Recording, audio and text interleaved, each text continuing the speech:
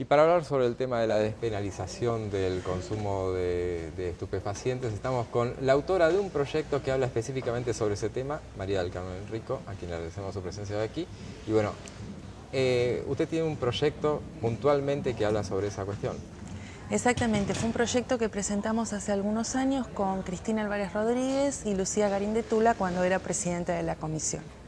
En realidad lo que nosotros buscábamos con ese proyecto era tratar de meternos en la discusión que en la sociedad ya se estaba instalando, ¿no? Que es esta cuestión de despenalización o de pensar en una política integral referida al consumo de estupefacientes por un lado y referida a la política de persecución del narcotráfico y del delito propiamente dicho relacionada con el tráfico de estupefacientes, la comercialización y la venta, pero separándolas.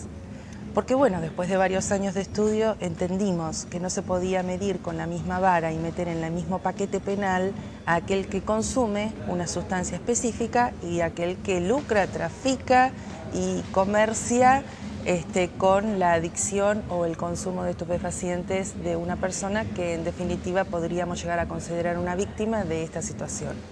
¿Cuál es la diferencia entonces con el fallo de la Corte? Ellos, o sea, el proyecto va mucho más allá incluso.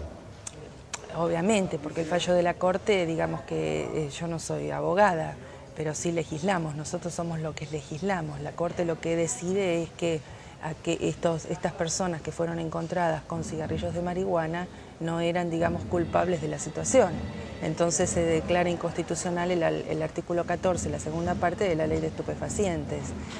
Por eso hace la recomendación, digamos, al Parlamento y a los organismos del Estado para que se pongan, digamos, en marcha en esta cuestión. Nosotros estamos en marcha porque hace varios años que venimos discutiendo cómo debemos llevar a cabo esta política que es tan importante y trascendente para la sociedad. Pero tenemos que ser claros y tenemos que explicar bien que cuando hablamos de despenalizar, no estamos hablando de legalizar.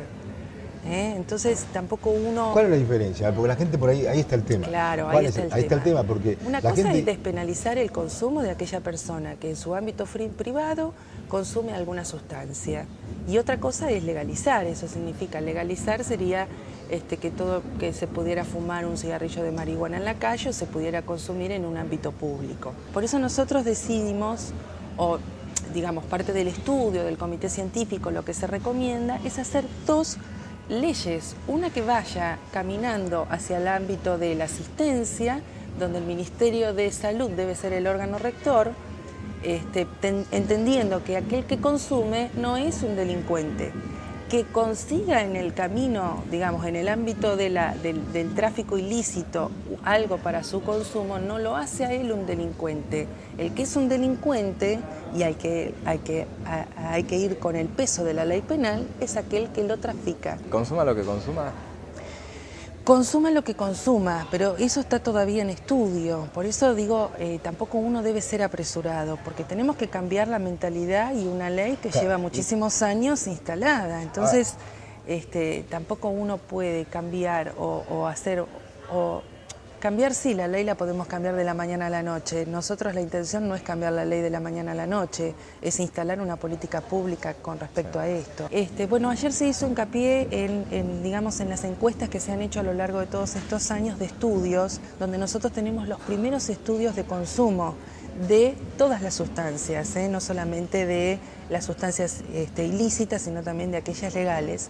Y en el año 2008 se hizo un estudio muy importante donde estuvieron vinculados todas las provincias, un estudio sobre 51.000 hogares, donde realmente ahí se daba una estadística de las cifras. El principal problema que tenemos hoy en la República Argentina es el problema del alcohol y del tabaco. Ese es el principal problema. El Paco también, pero el Paco se ve situado en algunos aspectos, o sea, en cantidad no tenemos tanta cantidad de consumo, lo que pasa que lo tenemos en lugares muy específicos, donde el consumo en ese lugar específico sí es muy alto y donde la gravedad del asunto hace que realmente uno tenga que mirar específicamente ese problema. Si uno se aleja del conurbano, seguramente el consumo del Paco no va a ser tan terrible como para nosotros. Así también pasó con la droga y bueno, también nosotros nombramos un país que simplemente no era de consumo y ahora pasó a serlo. O sea, si no hay medidas concretas con antelación... Ayer se tocó mucho ese tema, es muy interesante porque, bueno, con todo este caso del tráfico de efedrina y de la ruta de efedrina se empezó a hablar mucho de los precursores químicos. Claro. Y nosotros somos uno de los países productores de precursores químicos, uno de los más importantes. Y nosotros, aquel que está, digamos, inmiscuido un poquito en el tema, sabe que no hay drogas si no hay precursores químicos, digo, para el común de la gente. Y ahí se hizo mucho hincapié en el tema del control del Estado en estos aspectos, claro, porque uno tampoco puede prohibir, digamos, la producción, pero sí hay que tener un control muy específico de lo que significa eso para aquellos países que son productores de hojas de coca, por ejemplo. Bueno, ojalá sea así, diputada. Muchísimas gracias, muchísimas gracias. Después de la pausa volvemos con otra invitada acá en Parlamentario TV. Bueno, estuvimos con el diputado.